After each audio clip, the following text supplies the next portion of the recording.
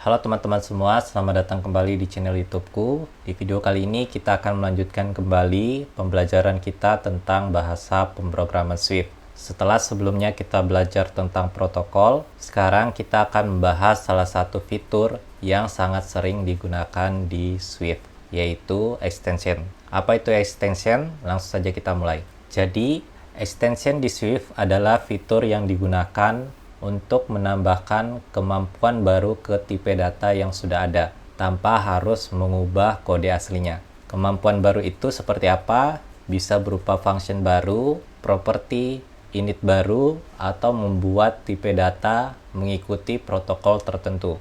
Nah, extension ini sangat berguna supaya kode kita menjadi lebih rapi dan terstruktur. Supaya lebih jelas, langsung saja kita lihat contoh kodenya.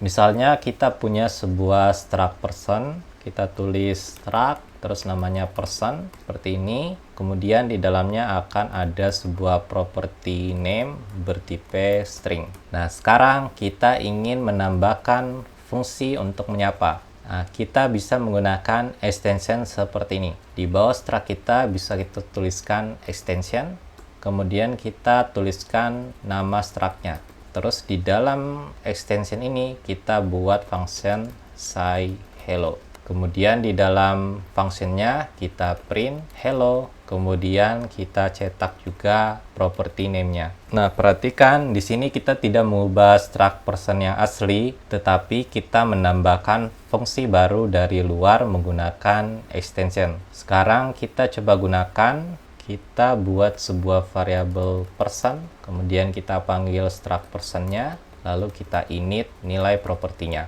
Terus namanya misalnya Andi, kemudian di bawah sini kita panggil person say hello. Terus coba kita jalankan. Nah, hasilnya hello Andi. Begitu teman-teman. Jadi, extension ini membuat function tersebut seolah-olah menjadi bagian dari person. Nah, yang menarik dari extension ini, kita juga bisa menambahkan fitur ke tipe data bawaan seperti integer, string, atau array. Contohnya misalnya di sini kita ingin membuat function untuk menghitung kuadrat pada sebuah angka. Nah, kita tahu kalau sebuah angka itu bernilai integer. Jadi kita bisa tuliskan di sini extension, terus kita panggil tipe datanya yaitu integer, kemudian kita tambahkan sebuah function baru. Misalnya functionnya namanya square, kemudian dia akan mengembalikan sebuah integer, lalu di sini kita bisa return. Nah, untuk mengakses nilainya yang sekarang kita bisa tuliskan solve, terus kita kali dengan dirinya sendiri.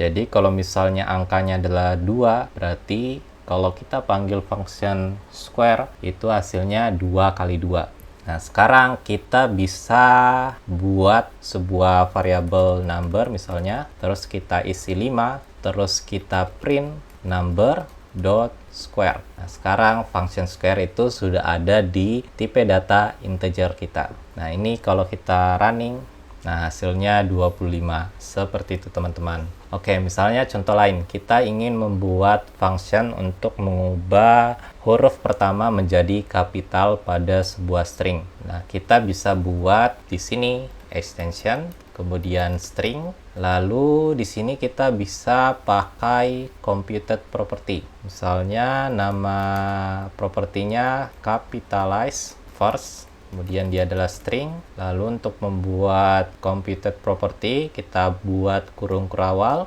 Nah, di sini kita bisa make sure dulu apakah teksnya itu punya huruf pertama. Caranya kita bisa pakai guard, terus kita dapatkan nilai huruf pertamanya pakai first. Nah, kalau tidak ada, kita bisa kembalikan lagi nilainya saat itu.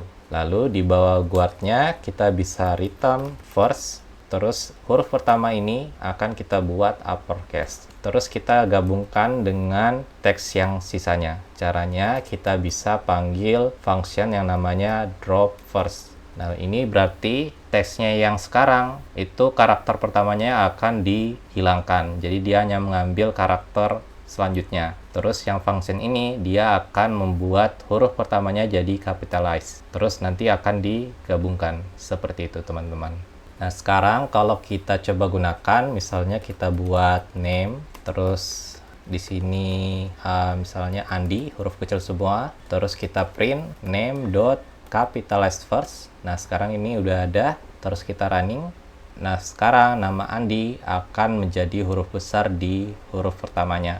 Oke teman-teman, itu dia untuk extension. Jadi dengan extension, kode kita jadi lebih powerful dan reusable. Tetapi perlu diperhatikan ada beberapa hal yang tidak bisa dilakukan menggunakan extension. Pertama, kita tidak bisa menambahkan store property. Kemudian kita tidak bisa mengubah properti yang sudah ada atau meng-override metode dari kelas utama. Contoh, misalnya kita buat sebuah struct user, kemudian di dalamnya ada properti username sama function login. Terus di sini cuma print user login. Kemudian kita buat extensionnya user. Kemudian kalau kita menambahkan store property yang baru, misalnya kita tambahkan is login, terus dia adalah boolean, kemudian nilainya true. Nah, ini akan error teman-teman, karena kita tidak bisa menambahkan store property di extension. Terus kita juga tidak bisa meng-override method yang sudah ada. Misalnya kita override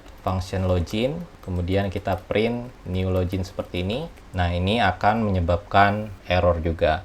Oke teman-teman, itu dia batasan yang perlu kita perhatikan saat membuat extension.